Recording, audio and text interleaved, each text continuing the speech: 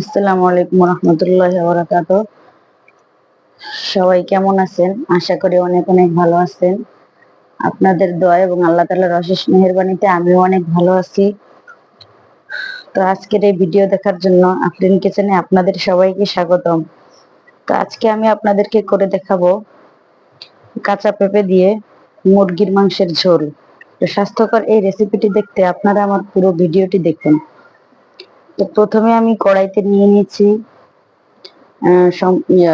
তেল দিয়ে দিয়েছি। তেলের উপর আমি পেঁয়াজ দিয়ে আহ, তার উপরে দুই তিনটা দুই তিনটা এলাচ এবং লং দিয়ে নিয়েছি। তো এরপরে আমি একে একে দিয়ে নিচ্ছি আদা, রসুন, তারপরে মরিচের গুঁড়া, হলুদের গুঁড়া, জিরা বাটা। তো সবগুলো দিয়ে আমি কষিয়ে নিব। প্রথমে আমি আদা, রসুন এবং জিরা বাটাটা হালকা করে কয়েক সেকেন্ড আমি কষিয়ে নিব, যাতে করে আদা রসুনের যে কাঁচা গন্ধটা আছে সেই গন্ধটা আর না থাকে। এরপরে আমি দিয়ে দিব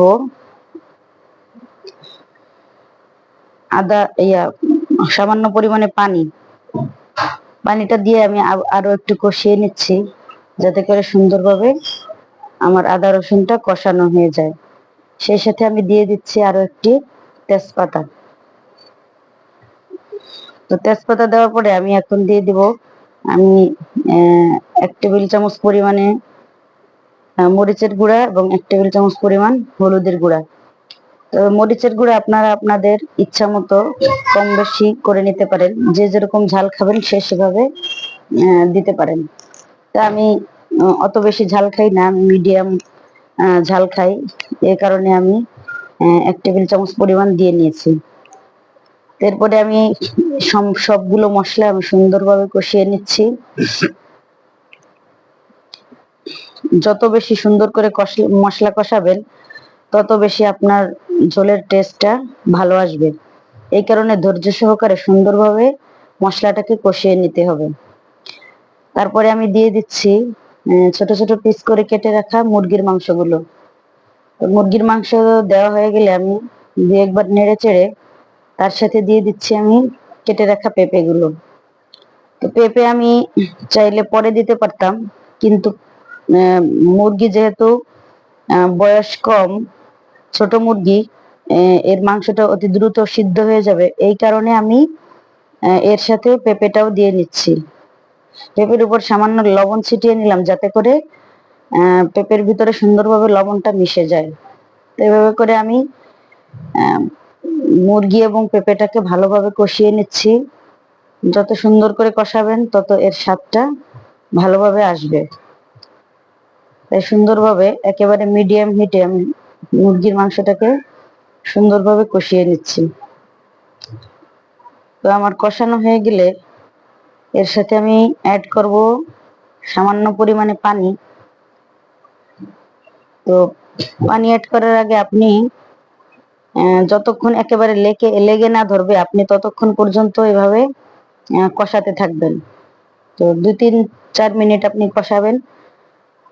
দেখবেন যে মশলা থেকে বা তরকারি থেকে একটি অন্যরকম স্মেল বের হয়েছে।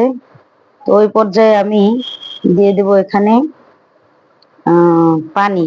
তো এখন আমি পানি অ্যাড করিনি, তা আপনারা দেখতে থাকুন আমি কখন পানি অ্যাড করি।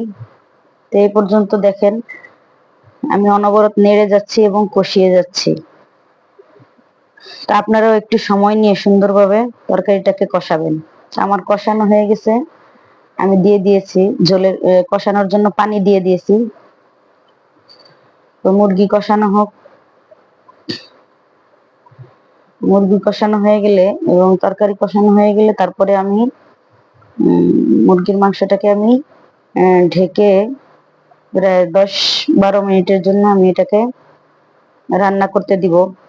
তা আমি জালটাকে একেবারে বাড়িয়ে নিইনি, সামান্য পরিমাণে আমি মিডিয়াম আঁচে আমি রেখেছি। অনেক জোরে যদি আমি চুলার আঁচটাকে বাড়িয়ে দেই, তাহলে পানি শুকিয়ে যাবে, কিন্তু আমার পেঁপে সিদ্ধ হবে না। এই কারণে আমি মিডিয়াম হিটে আমি জালটাকে রেখেছি।